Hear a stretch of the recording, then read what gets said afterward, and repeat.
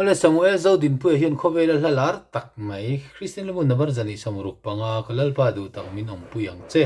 ti la hi ran ri khoi sa he la hi sa pla chuan abide with me ti khan ya ala re me ma mi zo ronga let tu hi Reverend D.E. Jones zo sap luya ani chang ruk ani ya chang thum chau kanan sa do ani muang de ro ya lung len thak taka sak chi ani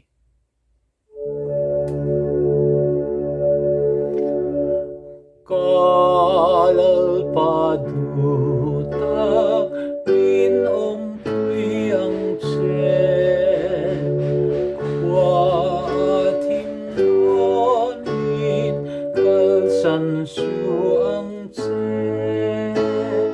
tran pui le thawan tuan om lo le mi chắc thấy lâu mẹ na ông re ngang che đam chung rei lâu te an na ran lo ka ko velin na le ro pui a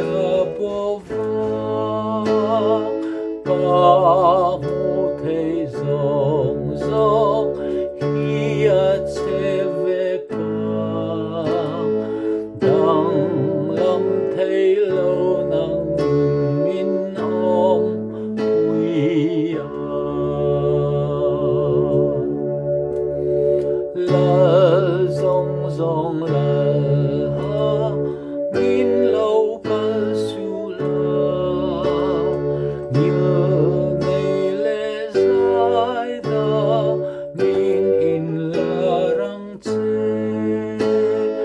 trap tan khong mai na min lo tin tir la mi swal trian pa kan te na om mang che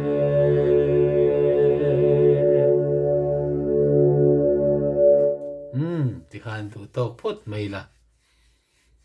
kan sa ti thap lo mai thei deu poka nu tok photang